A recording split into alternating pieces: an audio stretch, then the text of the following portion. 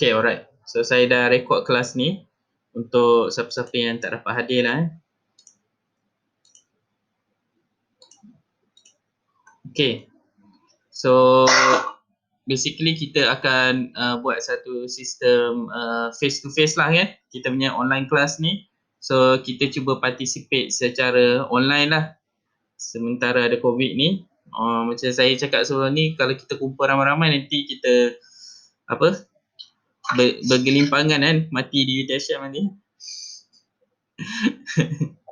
So nampaknya tak ada management yang sanggup lah. Student pun rasanya semua takkan lah sanggup mati kan, semata-mata nak belajar kan, tak ada kan. So disebabkan tu kita elakkanlah masuk ke dalam invitation. Just untuk sementara ni lah, sementara sehingga COVID berkurangan. So bila kita cakap pasal COVID ni, bila COVID datang ni, rupanya apakah penyelesaian yang paling baik terhadap COVID?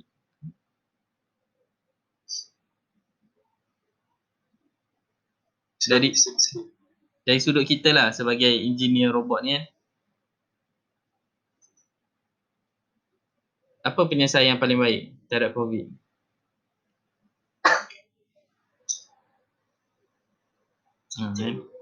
Semua pun nak bergerak otak kan. Saya fikir soalan apa ni kan.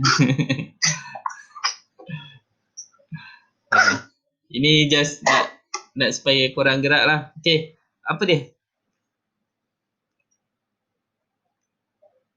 Cakap je, tak apa. Ikut arahan. Okay, okay, faham.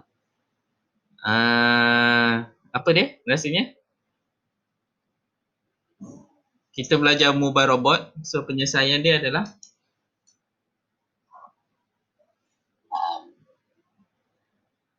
membuat robot yang tanpa kawalan manusia. Maybe kita boleh ganti elakkan tahan kepada manusia dengan manusia. Okay, macam tu. Lagi. Dah start tu? Yang lain?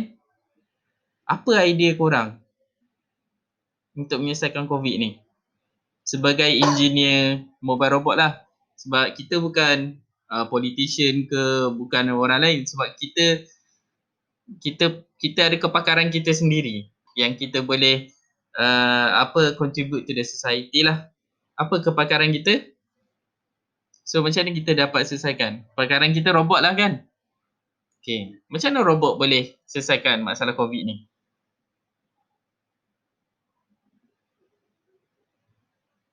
Robot boleh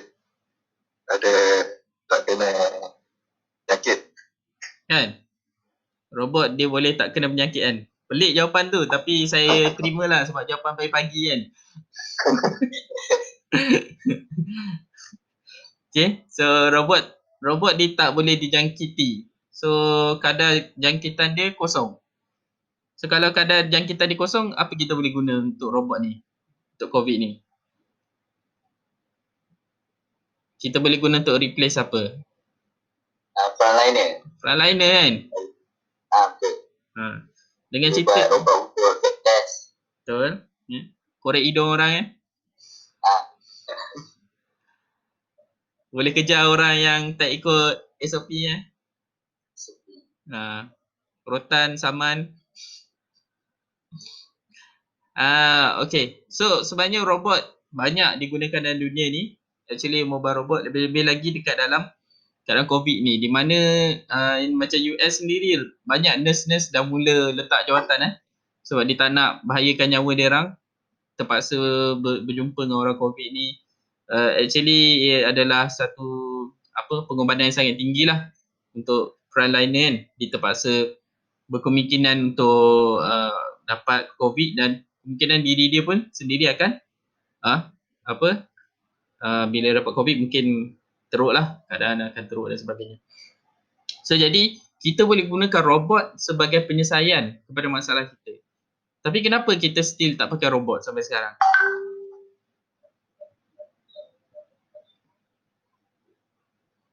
Kan robot ada kan, kenapa kita tak pakai? Kos tinggi. Kos tinggi. Okay. Lagi? Engineer semua rehat kat rumah. Engineer rehat kat rumah kan? Okay, dia kena work at home. Lagi? Apa lagi? So fikir kenapa dekat klinik rumah kita tak pakai robot apa semua?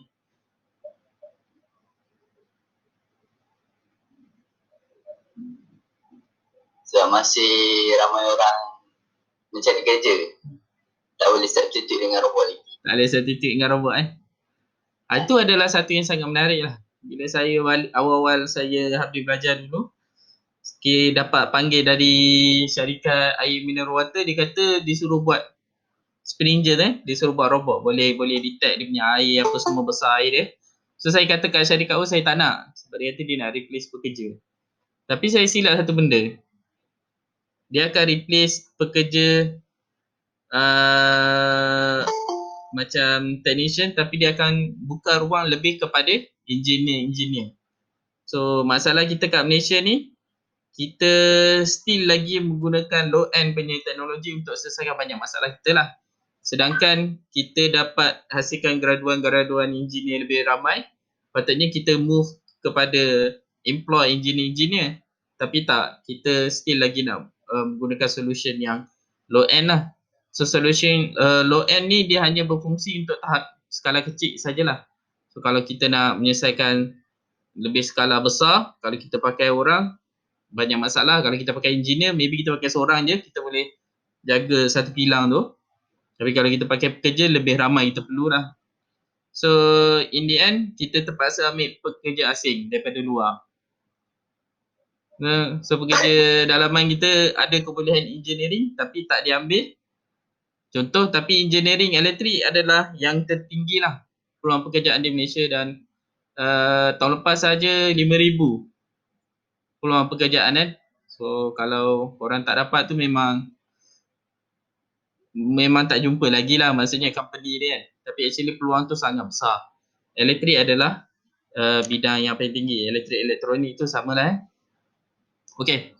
So kita sebenarnya kita patutnya replace lah frontliner kita dengan robot apa semua, dan dengan cara tu kita boleh elakkan lah dari penyakit ni berjangkit. Kalau dia berjangkit kat frontliner akan berjangkit pada orang lain lagi kan. So dia akan jadi banyak. So baru-baru ni semalam macam mana Datuk Nur Hisham kata dalam masa 3 minggu kalau COVID ni berterusan, sistem hospital Malaysia ni akan lumpuh. So apa maksud di situ? Kalau lumpuh apa akan berlaku? Dia tak dapat tampung kapasiti sekarang lah untuk kendalikan dia dengan COVID ni. So apa akan berlaku kalau dia tak dapat kendalikan? So dia akan jadi lagi banyak kes. Dia tak dapat rawat lah semuanya. Kalau dia tak dapat rawat apa akan berlaku? Perang dunia ketiga. Lockdown satu Malaysia. Kan. So dia akan jadi macam Itali lah. So Itali tu ramai orang mati dekat dalam rumah. So bila dia tak dapat pergi hospital, dia terpaksa duduk di dalam rumah, hospital tak boleh nak terima dia. So pusat pengububian pun tak dapat nak ambil orang. So apa berlaku kat Itali? Adik dia mati kat rumah, abang dia ada kat rumah, tapi dia tak boleh nak pergi tanam. Dia terpaksa duduk rumah tu 3-4 hari dengan adik dia dah besar lah, makcik dah kan. So itu berlaku bila sistem kesihatan lumpuh. So patutnya kita sebagai engineer kita tolak lah, patutnya dah pakai robot lah kita sekarang ni kan. Dalam keadaan yang sangat membahayakan lah kalau dia naik sampai 3 minggu ni. Bukannya kita nak kena fikir nak kena restock, lockdown, itu satu masalah. Tapi masalah kedua, hospital dah tak boleh ambil orang. Macam orang tu ada kes sakit, dia terpaksa baik sendiri kat rumah. Kalau dia tak dapat baik, hospital tak boleh buat apalah. So itu actually masalah yang kita hadapi, dan solution ni sebenarnya ada di tangan kita lah sebagai engineer. So di situ saya nampak masalah sebenar kita bukannya robot tu sendiri, Tapi kita sendiri patut memberi pendedahan lah kepada orang bahawa robot sebenarnya boleh digunakan kan untuk menyelesaikan masalah seperti COVID dan sebagainya lah. Okay. So, macam mana kita nak gunakan robot ni? Dalam kelas ni kita hanya akan belajar satu bahagian iaitu macam mana kita nak gerakkan robot kita secara autonomous. Okay. So, okay, kat tengah ni adalah satu autonomous vehicle kan. So, macam mana dia bergerak? Dia akan pakai keempat-empat tayar ni, betul kan? Lepas tu dia ada sensor laser di sini dan sensor di depan ni yang dia boleh detect apa yang berada di depan dan sensor di tepi ni untuk detect dia punya map lah. So robot ni dia boleh bergerak sendiri dan banyak aplikasi dia. Contoh untuk welding, pipe besi yang bocor.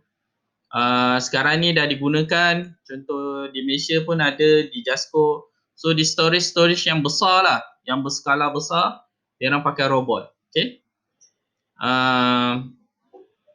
So contoh di sini untuk angkat-angkat barang juga, yang ni ada satu company Malaysia. So Dr. Yong Dr. Yong UTM dia ada buka company untuk AGV. So dengan student-student undergrad ni, dia orang sama-sama dia orang buka satu company. So company dia dah besar lah, dah berjuta-juta lah dia punya harga company dia. So produk-produk yang robotik ni, walaupun benda yang kita belajar dalam kelas ni, kalau kita aplikasikan dalam real world dan kita boleh buat dia punya business correctly, kita boleh menghasilkan satu company yang berharga bilion-bilion. Okay. Tapi ada satu masalah. Kenapa student universiti tak boleh buka company? Siapa tahu? Kenapa kok? Sebab apa? Capital. Duit tak ada. Okay. Betul? Lagi?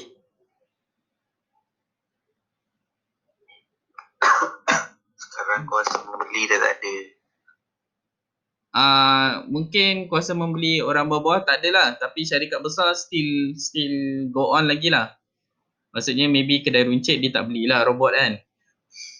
Tapi macam Jasco, Giant, apa-apa semua tu yang company besar-besar ni, dia still perlukan robot untuk menguruskan pada skala besar lah. Dan banyak lagi kilang-kilang di Malaysia ni yang menghantar produk ke negara-negara lain. Contohnya kita ada yang buat TV kan, 90 inci kat Batu Pahat ni, dia buat TV tu dia hantar ke negara-negara lain.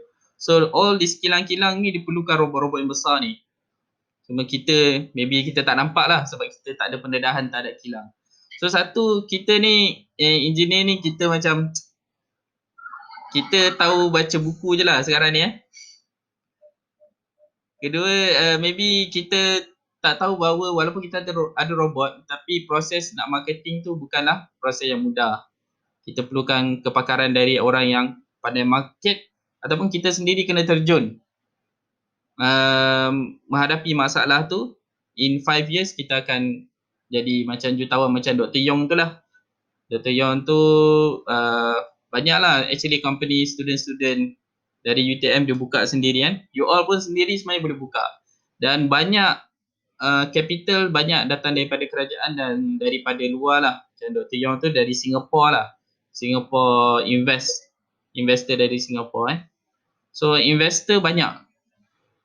So kita, kalau kita nak, kita boleh buka dan kita kena beranilah menghadapi dunia menjual ni.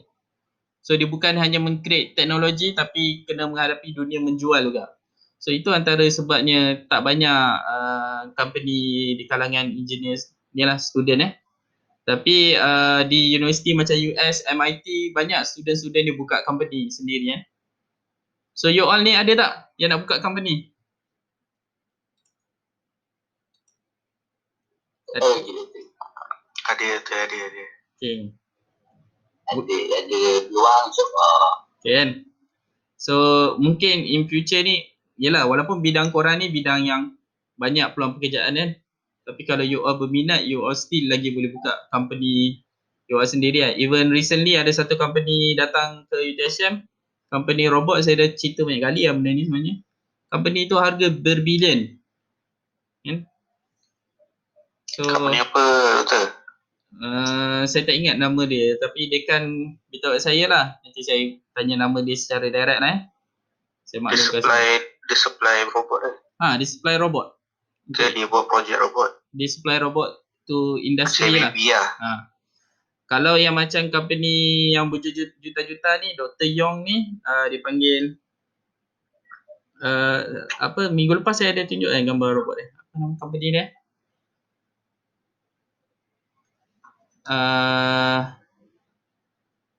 DH Automation, DF Automation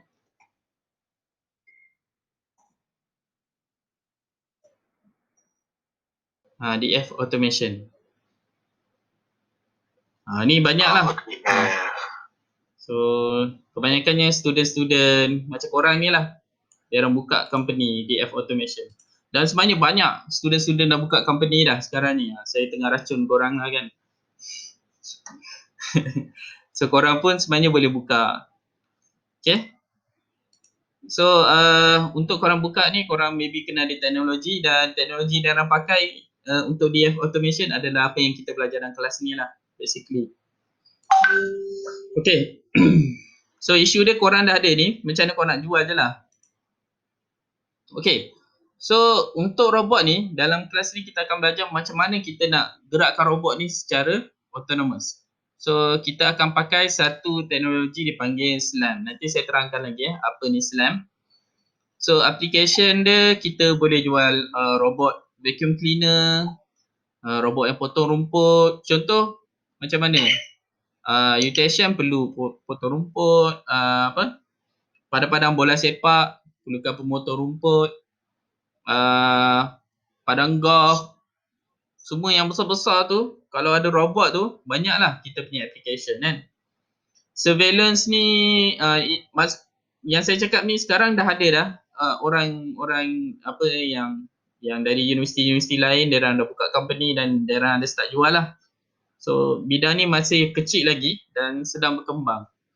Ada bahagian air pula, air. Maksudnya air ni untuk surveillance ni, contohnya dah ada sekarang ni untuk dia pakai drone surveillance untuk sempadan negara apa semua. So ada orang dia buat drone, student dia buat drone, dia buka company, dia jual. Okay. Ada yang buat underwater untuk check keadaan batu karang apa semua ni, dan macam-macam lagi lah fungsi. Even ada yang buat boat yang bergerak secara sendiri. Underground exploration mines ni tak ada sangat kat Malaysia, tapi kat negara lain dia banyak lah. So mines ni bahaya. So kita pakai robot ni, kita boleh check mines tu selamat lagi tak, ada racun ke gas beracun dan sebagainya. Dan space yang gas lepasan. So basically kita banyak guna robot untuk replace human dalam keadaan yang terlalu bahaya, ataupun dalam keadaan kita malas nak buat. Contohnya macam nak vacuum rumah tu kan. Kita ada vacuum. Siapa ada vacuum robot kat rumah dia? Tak ada. Saya pun tak ada sebenarnya.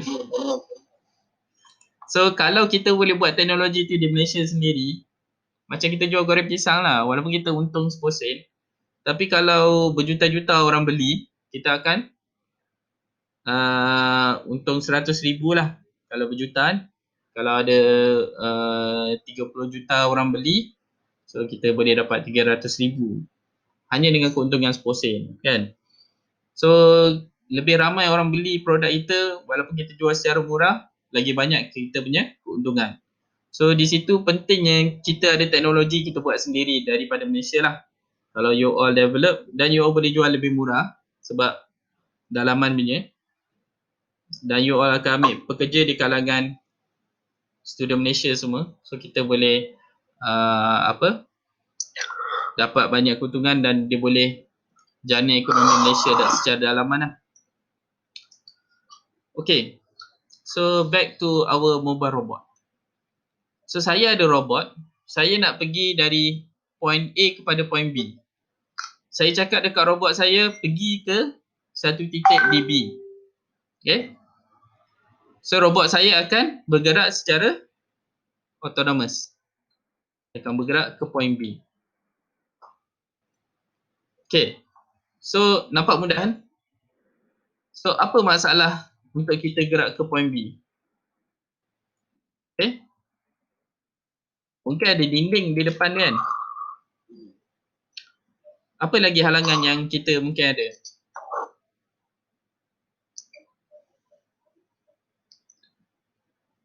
Ada manusia. Okay. Jalan. Jalan-jalan, kita tak nak langgar orang kan? Mampus. Kalau dia langgar bos kita, mampus, kena buang kerja kan? Lagi? Pintu. Ya? Pintu. Pintu, okey, betul. Betul. Lagi? Permukaan jalan yang tak rata. Yes. Jalan pun mungkin ada longkang sebagainya kan? Kita robot kita tak boleh lalu. So dalam keadaan itu, robot kita bukan hanya kena pergi point A kepada B, tapi dia perlu tahu apa yang ada di sekeliling dia, betul tak? Dia perlu tahu kat mana ada dinding, kat mana ada lubang. Kalau orang tu tak boleh buat macam mana lah, sebab orang dia sentiasa bergerak kan. So benda-benda yang tak bergerak ni dia perlu tahu.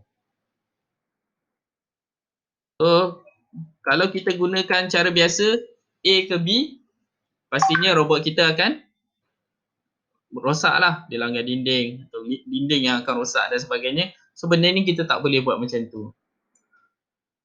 So untuk kes ni, apa solution dia? Robot diperlukan map.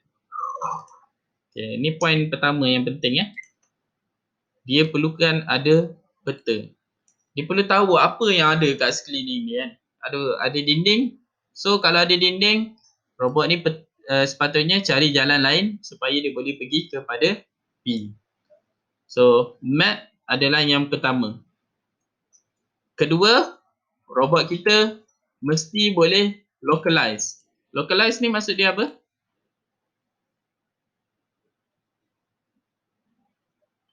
Sure.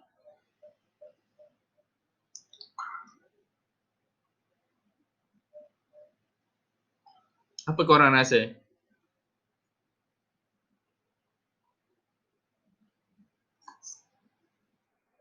Okay. Dengan search macam tu Okay, tak apa. Localize ialah cari location dia. Kat mana. So robot kita perlu tahu where I am, kat mana robot tu punya kedudukan dan kat mana dia punya goal. B ni, berapa jauh lagi robot ni daripada goal dia. Pada setiap masa. So first tadi robot kita perlu ada map supaya dia dapat tahu kawasan dia. Kedua, robot tu perlu tahu kat mana kedudukan dia sekarang ni. Okay. Ini adalah dua poin yang penting. So apa tadi dua poin penting tu? Map. Dengan? Localize. Okay, betul. Okay. So SLAM ni adalah teknologi yang boleh menyebabkan robot boleh bergerak di dalam dunia sebenar dalam keadaan automatik. Dan dia menggunakan dua benda penting. Pertama iaitu localization, estimating the robot location. Okay. Maksud dia, mapping, kita build kita punya map tadi kat mana ada dinding dan sebagainya. Dan tahun 2000 berlaku satu anjakan dalam dunia robotik di mana dia orang reka satu benda baru dinamakan SLAM. Maksudnya kita dapat cari kedudukan robot tu dan juga membina peta secara serentak. Nanti kita akan belajar secara lebih mendalam lah. Okay. So hari ni kita ke konsep. Okay, kita pergi kepada point yang first iaitu localization. Localize lah So, apa masalah localization ni? Katakan warna biru ni adalah perjalanan robot kita yang sebenar. Dia jalan macam ni. Ya? Tapi warna merah ini adalah bacaan sensor kita. Sensor kita ada error kecil saja, maybe dalam sudut 1 darjah saja. Tapi bila dia jalan makin jauh, dia punya error dia makin besar, nampak Akhirnya robot kita sebenarnya berjalan dekat sini, tapi kalau ikut sensor robot kita sebenarnya berada di sini. Okay. So dengan error yang besar, makin lama besar, bayangkan dalam 1 kilometer. So contohnya kita kata dari Parit Raja ke UTSM, tiba-tiba dia dah sampai ke dalam hutan kat mana-mana disebabkan error dia makin besar, kan? Besar, lalas robot kita dia boleh hilang jauh lah. Lagi-lagi kalau kita hantar robot kita sampai 300 km dan sebagainya. So error dia besar sangat. So ini adalah masalah sebenar di mana sensor yang kita ada dalam robot di dalam dunia kita ni tak ada satu pun yang tepat. Dia mesti ada error walaupun 1%, dan error ni sentiasa membesar. Lagi jauh kita gerak, lagi besar. Lagi jauh kita gerak, lagi besar. Itu adalah poin yang sangat penting di dalam Islam ni, di mana error daripada sensor semakin membesar dengan jarak. Okay. So ni causation dia. Kesan daripada sensor tak ni, kita punya error jadi lagi besar. So, macam mana kita nak kurangkan error ni? Macam mana engineer robotik dia berfikir dan boleh kurangkan error ni? Okay, kita berbalik pada idea asal. Kita sebagai manusia sendiri, kalau kita suruh, ada orang suruh kita pergi ke daripada UTSM pergi ke KL, ada apa? Ada conference. Korang pernah kat conference boleh lah kita kata ada conference dan sebagainya. So you kena pergi Kuala Lumpur. Apa soalan pertama you all akan tanya? Transportation. Transportation, duit. Okay, tapi tu soalan yang robot tak tanya. Okay, katakan you all ada transport, you ada duit semua. So apa you all akan tanya? Mana tempat tu? Location. Yeah. KL tu kat mana? So macam mana korang nak tahu kedudukan KL tu? Korang akan tanya apa? West. Okay, tu generasi korang dah waste lah kan.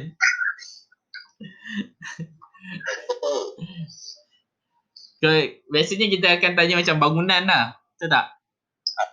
Dekat dengan KLCC tak? Ni memang korangnya generasi dah lain sikit kan. So kita akan tanyalah, dekat KLCC ke? Okay, kalau dekat LCC, okay, tahu. Okay, dekat mana lagi bangunan apa yang dekat dengan situ?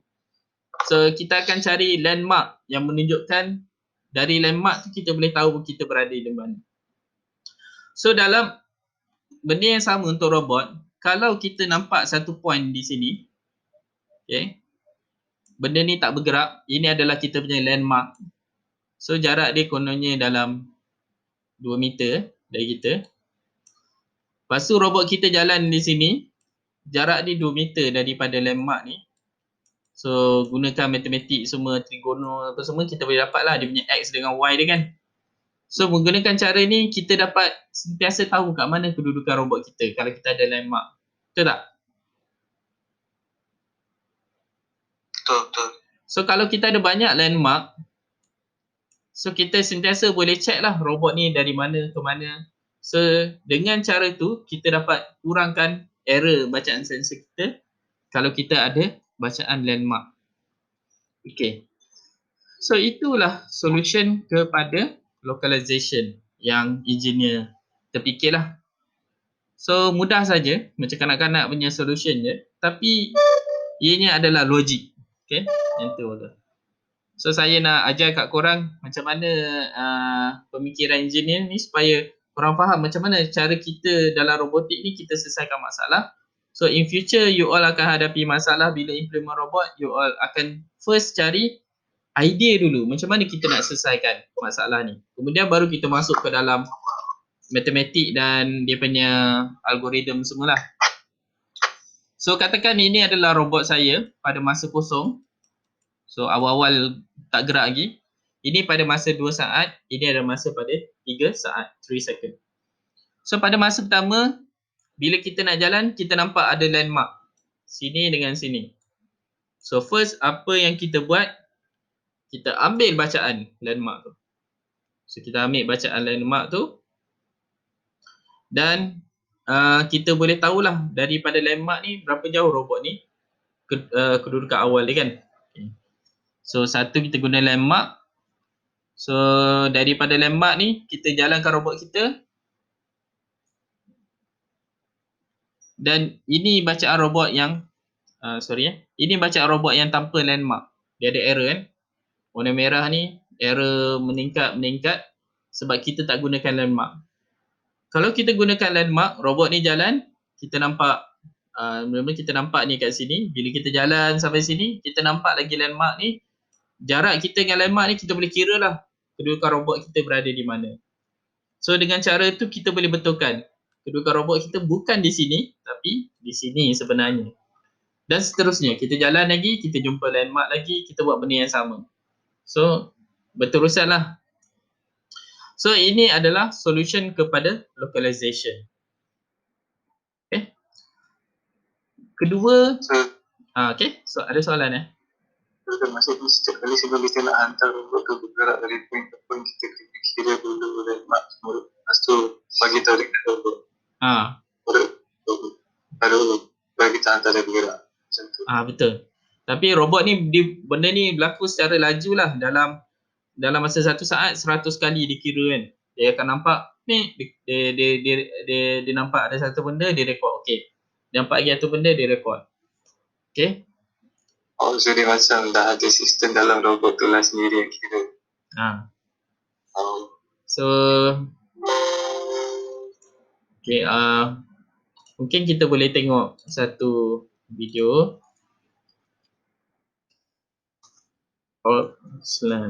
So ni dari Universiti Itali lah. So cara dia mudah saja dalam yang ni. Dia menggunakan bacaan pada gambar. Bila kita tengok gambar, kita akan nampak macam bucu-bucu pada gambar tu. Contohnya ada bentuk macam bucu je, kita kirakan dia sebagai landmark. Okay. Mana-mana bucu pada gambar tu kita kira sebagai landmark. So bila kita ambil semua ni untuk satu gambar, setiap gambar dia ada dipanggil ni keyframe lah, keyframe yang unik kan. So macam kalau kita nampak gambar ni kat sini, dia punya bentuk keyframe dia, titik dia dot macam ni. Bila kita jalan depan lagi, titik dia jadi bentuk lain pula kan. So dengan bentuk-bentuk titik ni, kita boleh tentukan robot tu punya landmark lah. Landmark dia macam mana. Okay. So kita kumpul semua landmark dia. So berdasarkan titik-titik ni. Ini contoh contoh kita nak kumpul landmark berdasarkan gambar ni So dia jalan. Nanti dia ada buat tutup sikit saya nak tunjuk kat sini.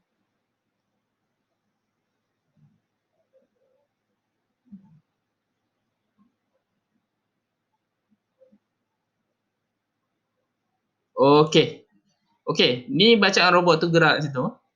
Dia dah pusing. Nampak dia dah pusing kan? Dia akan balik semula ke sini lah. Tapi kita nampak error dia besar tak? Dia sepatutnya pergi kat sini. Dia tak bersambung kan? So error dia besar. Bila dicantum balik ke jalan ni, dia nampak balik peta yang tadi. Dia tak nampak lagi tu nampak. Dia nampak tempat yang sama dia dah pergi. So dia akan berlaku, ditarik balik robot tu dari kedudukan salah kepada kedudukan betul. Dia panggil close loop, dia panggil ni Okay, ni salah kan. Bila dia nampak tempat ni, dia betulkan balik kedudukan robot tu. Faham? So ini dipanggil localization. Dibetulkan balik kedudukan robot tu. So ada macam-macam cara lah. Kita boleh gunakan pokok, batang pokok. kita boleh gunakan gambar tu, kita boleh gunakan laser,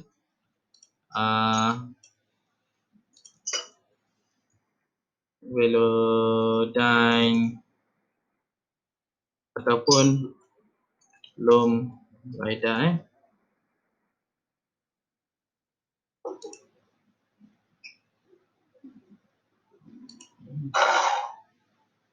Okay. So dalam kes ni dibetulkan kedudukan 3D menggunakan bacaan bucu-bucu yang dinampak. So dengan bacaan 3D ni dinampak bucu kat mana tu dibetulkan balik lah robot tu berdasarkan bacaan bucu tu. So dengan cara tu dia boleh buat peta lah. Ni dah masuk mapping lah tapi sekejap saya cari contoh yang lebih mudah. Loom Jizang ni nama dia. Okay, sorry. Buat pula dia punya tu. Dia ada buat satu video yang sangat menarik. Alamak.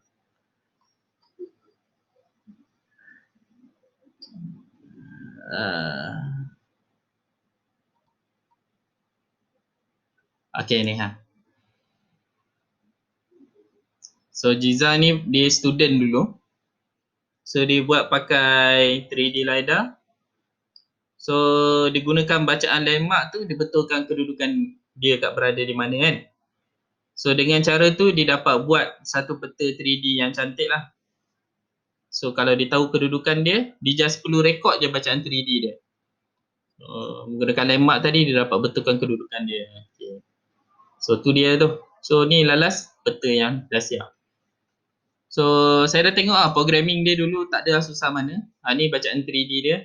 Dia berdasarkan bacaan bucu-bucu tu, lemak-lemak bucu tu dia boleh betulkan kat mana kedudukan dia berada. Dan akhirnya dia boleh buat peta lah macam ni.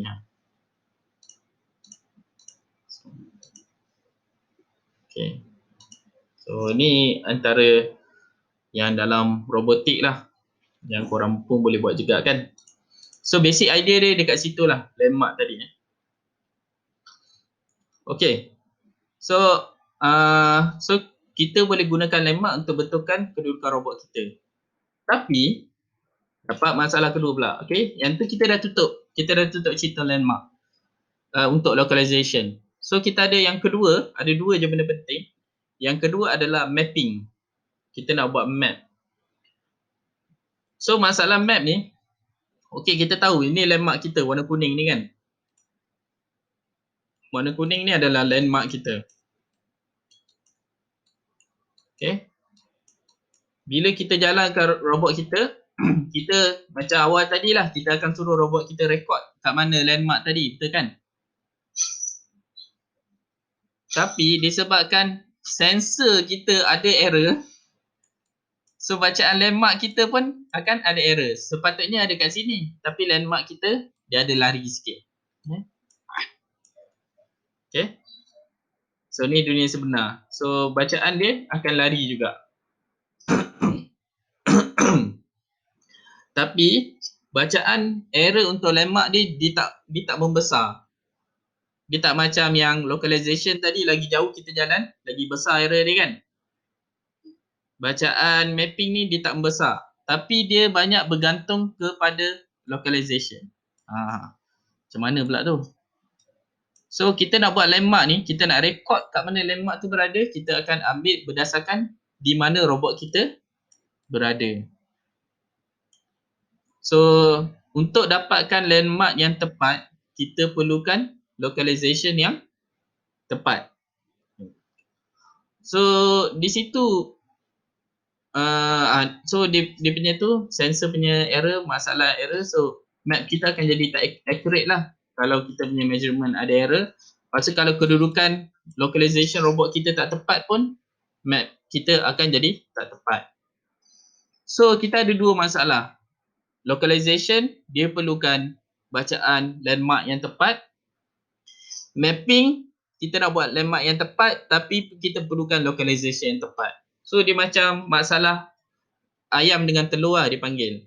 Okay. Di dalam robotik kita panggil dia chicken or egg problem. So siapa tahu masalah chicken or egg ni? Tahu tak?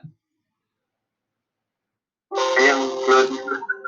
Yang mana datang dulu? Ayam ke telur? Mana datang dulu? Jawapan dia. Ayam. Tapi Okay. dia lahir pada telur. Kan? Macam mana kan? Okay. Tapi telur datang pada ayam. Macam mana?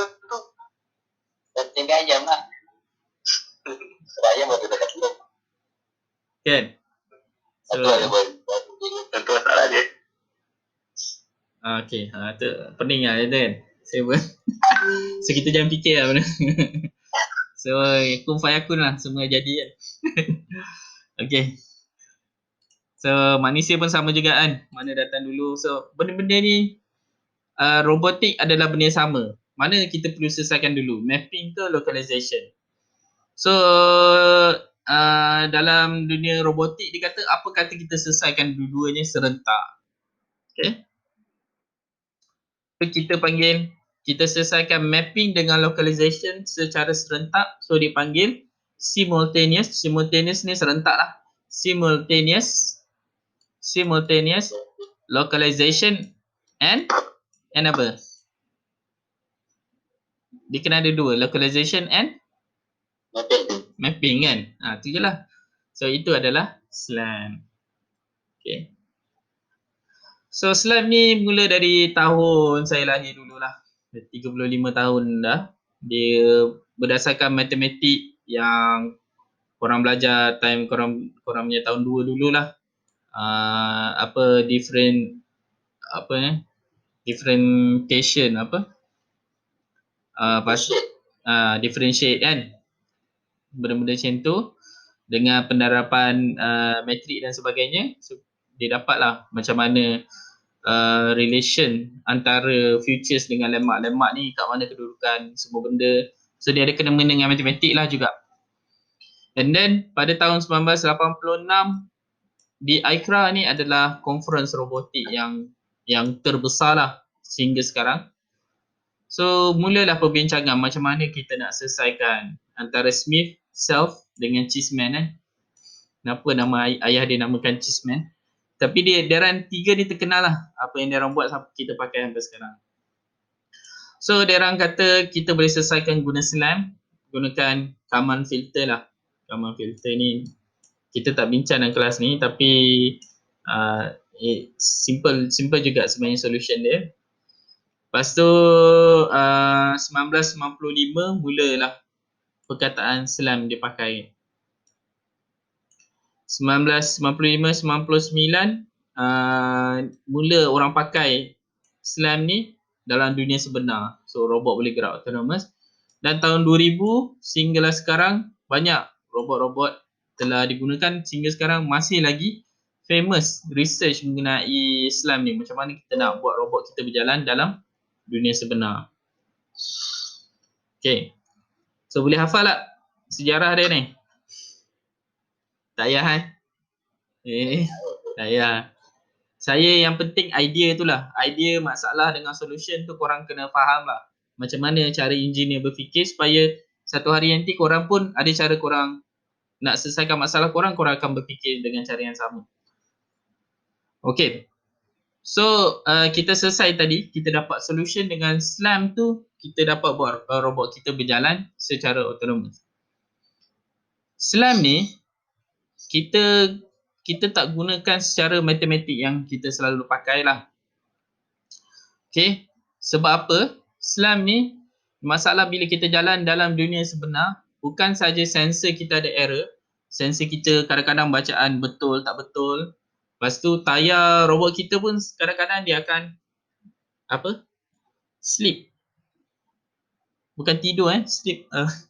Apa tu? Bahasa Melayu dia apa? Tergelincir. Bila dia tergelincir, macam banyak kali tergelincir, so kita ingat robot kita dah jalan jauh. Sebenarnya dia tak jalan jauh lagi kan. So banyak menyebabkan bacaan yang salah. So disebabkan tu, dia gunakan teknik yang orang pakai bila kita gamble lah ya. Bila kita flip the coin, kita flip coin tu kan ada 50-50 kan, sama ada head atau tail kan. So menggunakan teori kebarangkalian probability ni sebenarnya lebih selamat untuk kita gunakan kepada robot kita daripada kita guna keadaan macam ni. So kalau kita gunakan robot tu exactly kita tahu berapa sentimeter, berapa milimeter X, berapa milimeter Y kedudukan robot tu, sebenarnya cara ni kita tak boleh buat sebab ada masalah slip tayar dan sebagainya, masalah dalam dunia sebenar ni. Kita tak boleh nak katakan robot ni betul-betul berada di satu tempat tu. Tapi kita boleh katakan kebarangkalian robot tu berada di mana. Contohnya kat sini 80% robot tu mungkin berada di point ini. Okey. Di sini ya. Okey, tapi kebarangkalian dia berada di sini pun ada juga, cuma rendah. Okey. So maksudnya kita tak katakan bahawa robot ni tak mungkin berada di sini, tapi kebarangkalian dia rendah. Kecuali kita dapat maklumat baru mengatakan robot ni mungkin berada di sini. So yang ni kebarangkalian dia akan naik lebih tinggi lah.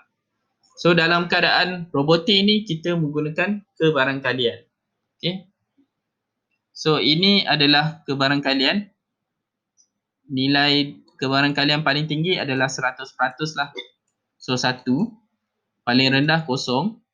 So yang ni adalah 80%. Lepas tu yang lain tu dibahagi kat tepi-tepi dia lah. Okay. So dia kebarangkalian kononnya ni X ni sama dengan 3 sini. So dia ada kebarangkalian rendah berada pada 2, rendah berada pada 4, tapi dia tinggi pada 3. So kita akan sentiasa pakai kebarangkalian untuk tentukan kedudukan robot kita. Ada soalan tak kat sini?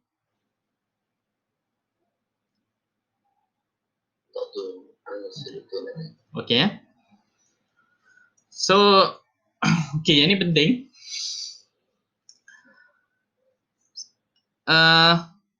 So kalau kita kata ini adalah robot kita di dalam satu grid peta. So ni adalah robot kita. Dan ini adalah Y dan X kedudukan robot kita. Ini Y dan X untuk kedudukan robot kita. Ni peta, kawasan putih adalah kawasan yang robot tu boleh jalan. Kawasan kelabu adalah kawasan yang kita tak tahu lagi, kita tak explore lagi. Kawasan hitam adalah kawasan yang kita tahu ada dinding dan benda-benda yang robot tak boleh lalui. Okey. So untuk kita dapatkan kedudukan robot kita tadi, kita boleh gunakan maklumat dinding tadi kan untuk dapatkan kedudukan robot kita. Kita boleh gunakan bacaan sensor dalaman robot tu untuk dapat kedudukan robot kita. So menggunakan kat sini kita tengok ini adalah kebarangkalian robot tu berada di mana. Okey, saya nak ajar macam mana nak baca yang ni Untuk robot tu tahu kedudukan dia di mana X ni, robot tu diperlukan maklumat sensor kat dalaman dia. Contoh sensor dalaman, internal sensor ni adalah encoder. Encoder korang tahu tak? Okay, siapa yang tak tahu boleh just masuk campur IMU. So sensor-sensor ni kita boleh pakai berapa kali tayar tu pusing. So kita boleh tahu berapa jarak robot tu dah pergi kan. So menggunakan dua maklumat ni, kita boleh tahu kat mana kedudukan robot tu. Kedua, kita boleh tambah juga dengan ini kebarangkalian kebarangkalian kat mana kedudukan robot tu berdasarkan Z, observation. Observation ni berdasarkan landmark tadilah. Dari landmark tu kita tengok, oh ada benda kat sini, kita boleh agak kat mana robot kita berada kan. Ni. So menggunakan dua maklumat ni, ini adalah condition dia. Kita mesti ada dua maklumat ni. Dan juga kita ada peta. Kita boleh tentukan robot kita berada di mana. M ni adalah peta So menggunakan dua maklumat ni, kita boleh tahu kedudukan robot ni di mana. Menggunakan dua maklumat ni juga, kita boleh dapatkan peta robot tu. Dan peta ni perlu digunakan untuk dapatkan kedudukan X ni. Okay. So apa yang penting kat sini, untuk dapat kedudukan robot ni, kita perlukan bacaan internal sensor U, kita perlukan observation, kita perlukan map. Okay. Untuk map pula kita perlukan observation, control dengan X nilai. So apakah M tadi? Siapa boleh beritahu saya apa dia M?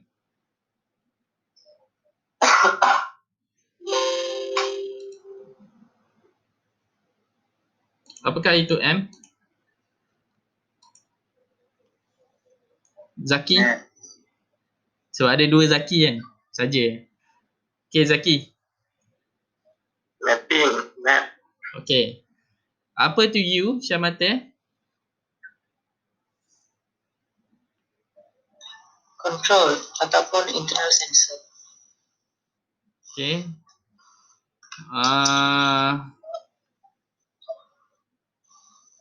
Lim. Lim ni apa tu Z? Lim. Oh Lim dia join kelas ni. Dia tak ambil sebenarnya. So kita cari Tilagan lah. Tilagan? Are you there? Ya. Okay. Apa dia Yang Z? mana? Yang benar. Yang mana tu? Apa dia Z dia? Observation. Oh okay. Good. So semua memberi perhatian So Z tu adalah observation. Maksudnya dari bacaan landmark kita lah. Okay. So secara keseluruhannya kita ada tadi adalah internal sensor punya information atau ada orang panggil sebagai robot control. Ada benda yang kita boleh pakai lah antara keduanya. Kedua adalah observation.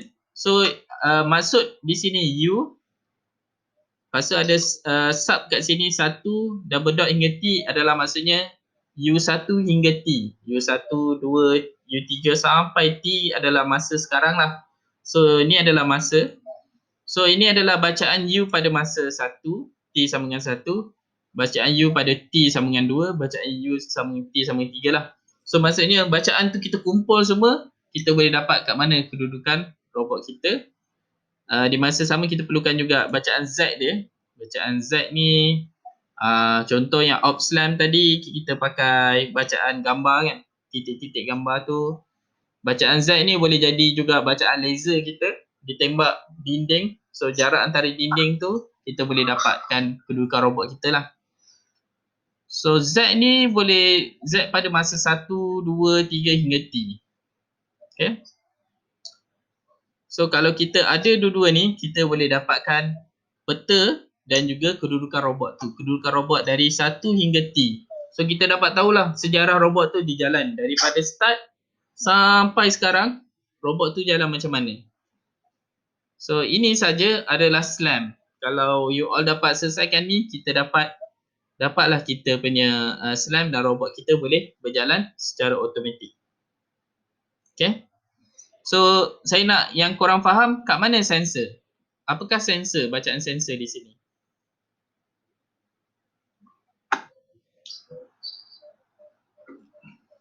Robot control. Okay. U. Okay lagi? Z. Z kan? Okay. Lepas tu bacaan yang kita calculate sendiri adalah M dengan X kan? Tu kita pakai kita punya algorithm kita calculate. So dia ada dua input ni dan kita calculate this one. Okay. Okay, so P ni adalah dalam bentuk probability lah. Okay, maksudnya P ni dia bukan dalam bentuk dia dalam bentuk macam ni lah. Dia ada gunung yang dia. So dia ada probability dia ada kat mana paling tinggi. Kalau biasanya kat sini lah. Ni adalah 0.8. Ini adalah dia bahagi yang lain lah. So kalau kita tambah semua probability ni, dia akan jadi sama dengan 1. Okay. Okay. So tu adalah gambaran pertama yang kita kena faham. Macam mana kita nak baca tulisan yang ni. Kedua, untuk memudahkan kita faham proses dia orang pakai graphical model. Graphical model ni cuba nak bantu lebih mudah faham lah. So untuk kita cari kedudukan X T pada T masa -1,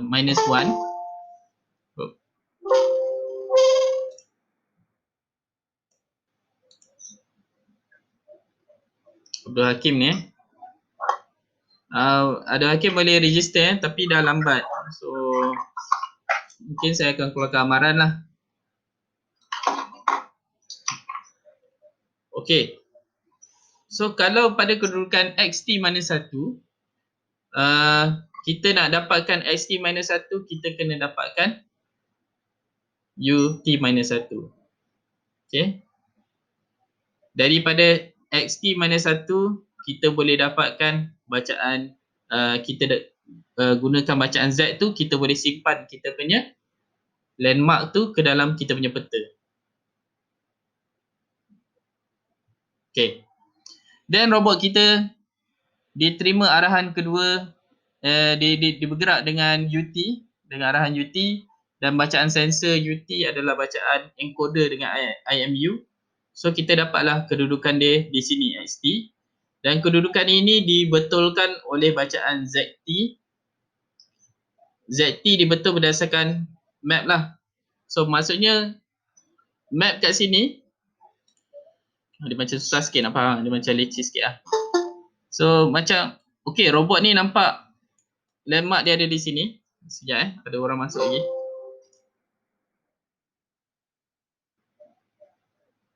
Oh, Rashdan kan? Rashdan pun lewat juga kan? Siapa lewat 15 minit, saya ni lah. Kira kedatangan tu tak ada lah. So kena datang awal sikit kan? Okey. So kalau kita boleh dapatkan landmark dia di sini menggunakan kedudukan robot di sini, kita pun simpan dah ada X, ada landmark X di sini. Bila robot kita jalan, kita akan nampak lagi landmark ni. So menggunakan landmark ni, kita boleh tentukan kedudukan robot kita, iaitu Z lah tadi Z.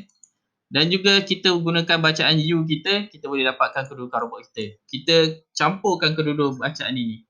Kita infuse kedua-dua. Kemudian di masa sama, kita akan nampak landmark baru. Y contohnya, sebagai nama je. So Y ni pula kita akan save ke dalam kita punya map lagi sekali. Dan robot kita akan terima arahan untuk bergerak UT tambah 1. So dia akan bergerak ke this point. Untuk dapatkan kedudukan robot ni, kita ambil lagi bacaan. Kita nampak, kita nampak landmark dia di sini. So menggunakan landmark tu, iaitu Z kita, T plus 1, kita akan dapatkan bacaan kat mana robot kita berada. Kita campurkan Z kita dengan UT kita akan dapat kedudukan robot kita. Di mana masa yang sama, kita gunakan ZT kita ni, dia akan nampak landmark yang baru bernama M. Dan M ni kita akan save ke dalam kita punya peta. So peta ni, map ni dia sentiasa ada. Dia akan berterusan sepanjang ni. Semua benda kita akan nampak, kita akan save ke dalam peta kita. Kita jalan, kita save. Kita jalan, kita save. Okay. Okay, ada soalan di sini. Okay, tahan. Okay, ini adalah contoh map. Map kita boleh buat bentuk dalam 3D. Map dalam 2D. So ini adalah landmark kita, adalah map ni Ataupun kita boleh gunakan, macam case ni kita gunakan batang pokok tu Batang pokok tu kita boleh kirakan sebagai landmark dia. So berdasarkan bentuk batang pokok tu, kita boleh tahulah robot kita kat mana. Contohnya kalau di titik-titik macam ni, robot kita ada kat sini. So robot kita probably ada di kawasan ni lah. So sambil robot tu jalan, dia akan save kedudukan batang pokok tu. Dan di masa sama digunakan sebagai landmark untuk kena pasti di mana kedudukan dia. Macam tadi lah. Dia proses localization, dia cuba dapatkan kedudukan dia, dan juga proses mapping, itu untuk kumpul map di sekeliling dia. So menggunakan this process, akhirnya robot tu dapat kedudukan yang tepat lah. Bila dia dapat kedudukan tepat dan dia dapat peta, so kita boleh bagi arahan robot kita untuk pergi mana-mana. Sebab kita tahu, robot kita dia tahu kedudukan dia di mana. Okay. Satu benda yang korang kena faham, dalam robotik, mobile robot, kita tak gunakan peta yang tepat dari sudut X dengan Y secara tepat dari sudut milimeter sampai sentimeter lah. Peta kita mungkin sengit sikit, tapi peta kita dia ada bentuk dia. So dia panggil topological map. Topological map ni, contoh kita naik kereta api, LRT, kita nak pergi ke Jalan Duta. So dia akan katalah lepas, saya tak tahu apa dia. Sebelum Jalan Duta apa? Kampung Baru. Lama dah tak naik kan? Saya tak ingat. So sebelum Jalan Duta, Kampung Baru contohnya. So bila kita sampai Kampung Baru, kita tahulah kita dekat mana. Oh, kita nak pergi Jalan Duta, so kita kat Kampung Baru. Makin lama makin dekat. So itu dipanggil topological. Dia tak macam map yang betul-betul tepat. So map yang kita ada robot ni, dia tak betul-betul tepat lah dari sudutnya tu. Dia macam ada sengit dia dan sebagainya. So bentuk dia, maybe bentuk bangunan ni bukan bentuk macam ni, bentuk dia lain. Tapi secara asasnya, bila kita sampai kawasan ni, kita nampak ada bentuk macam ni. Bentuk ni kita boleh tahu robot ni, oh ada dekat sini. Dia jalan, pusing balik, bila dia nampak bentuk yang sama, dia kata, oh saya berada di tempat sini juga. So menggunakan bentuk dalam peta tu, robot tu dia boleh tentukan dia berada di mana. Tapi secara asasnya peta robot ni bukanlah yang tepat lah dari sudut sentimeter, milimeter dia tak. Dia adalah topological. Adakah robot tu dia perlu tahu kedudukan, perlu ada peta yang tepat untuk tahu kat mana dia berada? Contohnya saya nak suruh dia pergi masuk ke ruang ni. Okay. Robot tu ada di sini.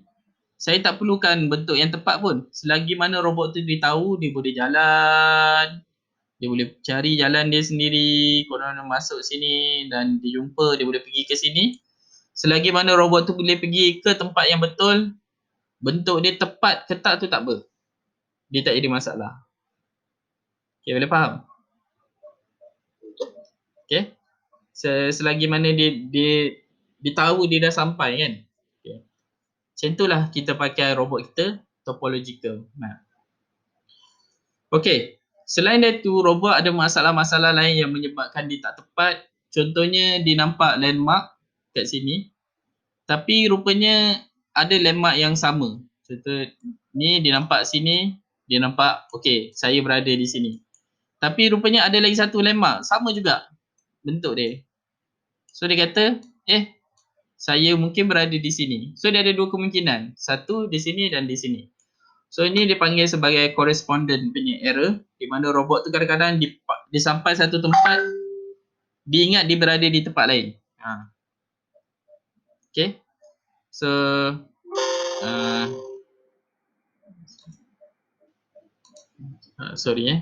So sama macam dekat sinilah. Mungkin ada bentuk, ada kawasan yang bentuk dia sama kan. Contohnya kat sini sama dengan kat sini. So bila robot tu sampai at this point, dia mungkin kata dia berada di this point sini. So itu kadang-kadang berlaku pada robot, error tu Lepas tu robot ni adalah benda yang sangat orang minat lah. Ni contoh robot dekat Freiburg University, Jerman. So robot ni bila dia jalan, ramai orang duduk kat sekeliling dia. So dulu kita kata ada dinding je kat sini. So sekarang, kalau dulu bacaan dia macam ni, dia ada dindingnya. So robot tu boleh jalan. Tapi sekarang dia dah penuh. Titik. Oh ada orang rata-rata kacau robot tu kan. So dalam keadaan ini, Islam ni kadang-kadang kita bukannya masalah dia, kita kena tahu kat mana dinding tu semua, landmark dia semua tu. Tapi kadang-kadang kita kena tahu apakah benda yang kita tak perlu ambil bacaan dia. Contohnya orang yang bergerak, orang yang datang kacau, datang ambil bacaan. So orang-orang macam ni kita tak perlu masuk dalam kita punya map lah. Otak robot kita, dia tak boleh nak carilah kedudukan dia berada di mana sebab ada ramai sangat orang kat sekeliling dia kan. So, kita kena ada cara macam mana nak buang data-data yang dynamic ni, yang bergerak ni macam orang. Kita SLAM ni kalau kita pakai dalam satu peta yang besar, dia ada masalah yang macam tadi lah, kita nampak ada close loop tu. Ada masalah bila kita jalan, makin besar kita punya busingan tu, makin besar lah error dia. So dia patutnya pergi macam ni, tapi disebabkan kita punya SLAM pun dia ada error juga. So bila dia pusing, dia akan jadi besar. Dia tak patah balik ke this point sini, tapi mungkin dia berhenti di sini. So lagi besar kita punya kawasan kita pergi, lagi besar lah dia punya error. Itu adalah masalah-masalah yang SLAM biasanya hadapi lah. So untuk elakkan masalah ni, mungkin kita kena buat satu pusingan kecil, lepas tu jalan lagi buat pusingan kecil. So kita kena selalu buat pusingan lah robot kita. Okay. Masalah lain kalau kita pakai banyak robot, lebih-lebih lagi kalau kita pakai robot tu dekat dalam shopping complex, robot tu kita pakai dekat dalam kilang, macam Jasco semua tu kan, storage ni kan. So ada banyak robot bergerak dalam Amazon semua tu. So ni adalah masalah-masalah yang kita kena hadapi lah. Macam mana kita nak share peta antara semua robot ni. Okay. So saya cerita sikit lah pengalaman saya menggunakan apa yang kita belajar dalam kelas ni. So bersama dengan company-company ni lah, Mitsubishi Heavy Industry, Mitsubishi Electric. So orang-orang ni, heavy industry ni orang yang bahagian nuklear, engineer nuklear dia. Dan juga heavy electric ni adalah engineer yang buat satellite lah. Dan juga beberapa company lain. So kita kena buat satu robot yang untuk padamkan api lah. Api dekat dalam petrochemical complex ni besar sangat. So bila dia meletup tu dekat setengah kilometer, so dia bahaya untuk orang. So macam ni kita nak design robot kita dan sebagainya. So di situ kita perlukan ada peta lah. First, kita nak bolehkan robot kita bergerak dalam petrochemical complex tu, kita kena first buat peta lah. So ni adalah gambar sebenar. Ni adalah petrochemical complex yang dah ditutup lah. So kawasan ni pernah kena tsunami ke. Okay. So ni contoh lah. So saya bergerak dalam environment tu. So hijau tu adalah bacaan GPS dia. Hitam tu adalah bacaan dinding-dinding yang nampak lah. Putih tu adalah kawasan yang robot tu boleh jalan. Kelabu kawasan yang kita tak nampak lagi.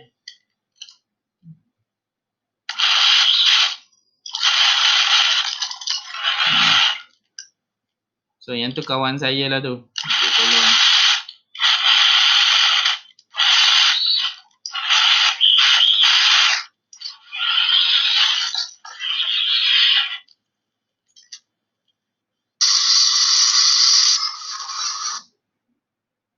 So keadaan time ni actually sangat sejuk lah.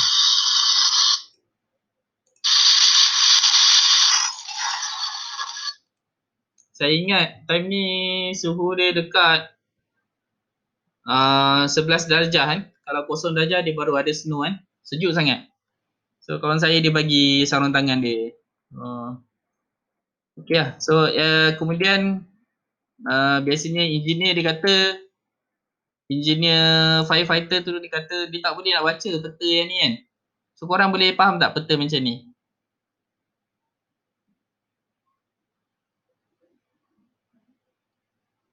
Ada jawapan? Boleh faham? Dia macam tak, dia nampak betul-betul tapi dia macam susah sikit nak faham lah. So engineer tu kata, apa kata korang overlapkan map korang atas Google Map kan. Saya buat lah. Saya buat atas Google Map. So kita gunakan matematik kebarangkalian, kita dapatkan kedudukan GPS semua tu, kita boleh buat satu map yang lebih kurang sama dengan Google Map lah. So nampak sama tak bentuk-bentuk dia? So menggunakan peta ni, so bila engineer tu dia nak pakai, bukan engineer lah, firefighter man, orang yang nak pakai robot ni nanti, dia akan tengok peta ni. So dia tahulah dia suruh robot dia pergi dari this point kat bawah ni pergi ke point sini. Contoh dia nak suruh robot dia pergi. Dia just tekan lah point A, point B. So robot tu akan cari sendiri jalan dia macam mana dia nak pergi. Okay. So ada ya. Saya robot tu nak tahu macam kalau dekat simpang dia nak masuk kiri ke masuk kanan. Dia actually dia pakai apa ni? Dia panggil path planning lah. Yang tu yang ketiga selepas kita ada peta dan kedudukan robot tu. Robot ni dia akan cari apakah path yang paling dekat sekali supaya dia boleh sampai this point ni. So dia akan ambil kira lah. Okay, so, contohnya dia ambil kotak ni. Setiap satu kotak dia kira 1, 2, 3 macam tu lah. Setiap jarak dia datang daripada sini. Kedua, dia ada kotak yang dikira daripada sini kepada sini. So lagi jauh kotak tu daripada this point goal dia akan lagi besar lah nilai dia. So robot ni dia akan cuba pilih, dia campurkan kotak antara kedua-dua ni, dia cuba pilih kotak yang mempunyai nilai yang paling kecil sekali. So dengan cara tu dia akan dapatkan jarak yang paling dekat lah. So macam ni dia tak boleh masuk kan. Dia jalan. Okay sini dia boleh tapi dia tak boleh lalu kat sini. So dia akan ambil kiri. So yang ni kalau dia pergi kotak dia akan nilai dia akan jadi lagi tinggi lah sebab dia jauh daripada goal. So dia tak akan ambil. So dia akan ambil yang ni. So contohnya okay dia nak kanan ke kiri. Mana satu nilai yang lebih rendah. So dia try lah. Dia try jalan ni sini ke kanan. Okay berapa nilai dia. Dia try jalan ni ke kiri. Okay berapa nilai dia. So manakah yang punya nilai yang paling rendah dia akan pilih lah. Okay. So robot tu kena lalu dulu ataupun dia memang dah macam dia kena lalu dulu scan satu kawasan tu baru dia tahu ataupun kalau tempat baru macam mana? Okay, Tempat yang kalau tempat baru macam tadi kan, dia tak ada peta lagi, boleh juga robot tu kat sini, kita tekan je kat mana-mana peta tu, robot tu akan pergi ke peta tu. Tapi dalam keadaan tu robot tu dia takkan tahulah maklumat. Contohnya dia akan sampai sini, dia mesti nak terus je kan. So dia akan terus sini, rupanya tak boleh, lepas tu terpaksa patah balik. So duration dia lama lagi lah kalau tempat baru. Okay, alright. So ada quiz. So define M, X and U. So jawab dekat dalam outer tu lah nanti. Apa M, X dengan U kan. Okay, so saya rasa yang ni sampai situ je. So saya masuk sikit, mungkin tak secara mendalam. Kita ada dua cara kita nak tentukan robot kita punya kedudukan. Sama ada kita pakai probabilistic tadi kan, dalam bentuk lukisan ni macam ni. Macam ni. Tapi kalau kita buat di bentuk, kita buat bentuk 3D, maksudnya dia ada 2D lah, 2D Dia ada Y dengan X. So dia akan jadi macam ni. Dia jadi bulat, lepas tu dia akan naik kat tengah dia macam tu kan. Ataupun macam ni. Bukit besar. Kan dia macam dia ternaik ke atas kan. Dia jadi macam bukit ternaik ke atas tu. Kontur lah. Kontur. So kat sini dia punya puncak bukit dia lah. Ni puncak bukit dia. So lagi besar dia punya besar bukit tu, lagi lepeh bukit tu, maksudnya dia tak tajam. Lagi dilepeh je ni. Lagi besar lah kawasan dia. Maksudnya lagi kita tak tahulah. So dia punya kebarangkalian ni makin lagi rendah, betul tak? Kalau dia punya bukit lagi rendah, dia punya P dia pun makin kecil lah. So lagi kecil, so kita mungkin lebih lagi kurang yakin lah kat mana robot kita berada. Tapi kalau lagi kecil kita punya bentuk bulat ni, lagi yakin lah kita kat mana robot tu berada. Okay. So ada cara lain. Okay, soalan? Tak ada? So ada cara lain, kita tak gunakan kebarangkalian tapi kita letak dot So ini adalah non-Gaussian punya model lah. So kita cakap robot kita mungkin berada di semua dot. Tu ada lagi satu cara lah. Okay, tapi kita dalam kelas ni kita gunakan probabilistik. Tapi probabilistik ni mungkin kita boleh wakilkan dia dalam bentuk dot-dot kecil ni. So lagi banyak, lagi tinggi kebarangkalian dia, lagi banyaklah dot-dot kita taruh kat situ. Lagi sikit kebarangkalian dia, lagi sikitlah dot-dot kita taruh dekat that point. Okay. Okay, ini macam mana kita nak kira kita punya odometri. Basically, kalau kita nak dapatkan kedudukan macam ni, kita nak dapatkan Pythagoras namanya. P X dengan Y kan. So kita buat X kuasa 2, betul tak? Plus Y kuasa 2. Ataupun P sama dengan punca kuasa kan. Ataupun P kuasa 2 lah kan. Punca kuasa kita boleh dapatkan nilai jarak dia dah pergilah. Atau sesaran lah kita panggil. So itu dah jarak robot tu. Kalau kita boleh tahu berapa jarak robot ni dah gerak. Ni kedudukan asal dia. Ini robot tu dah bergerak berapa jauh. So kita tolakkan berapa jauh dia dah gerak. Dari sudut X dengan Y. Kita kuasakan dua jarak ni. Kita punca kuasakan. Kita boleh dapat sesaran dia berapa jauh. So yang ni lain kita boleh dapatkan dari sudut titah dia lah. Ini saya tak masuk sangat lah. So dari titah dia yang ni dengan titah yang ni, kita boleh tahu berapa banyak dia pusing titah supaya dia boleh sampai dari titah 1 ke titah 2 ni. So kita boleh pakai A tangent 2 ni lah. Okay, tapi ini tak penting sangat. So it's just a standard working model. So kalau kamu nak baca secara lebih mendalam, saya akan sharekan buku Probabilistic Robotics dari Sebastian Tern, chapter 5. So you all boleh baca secara lebih mendalam lah.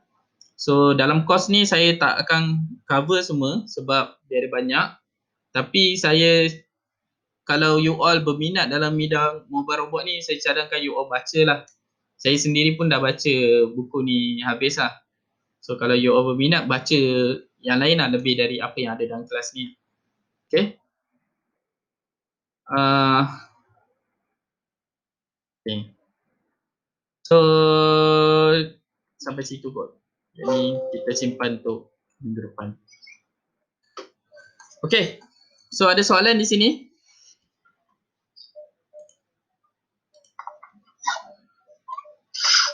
Okay. Tak ada, jawab soalan kat dalam tu. So saya nak stopkan video jap sebab kita akan masuk kepada perbincangan yang lain. Okay. Screen recorder.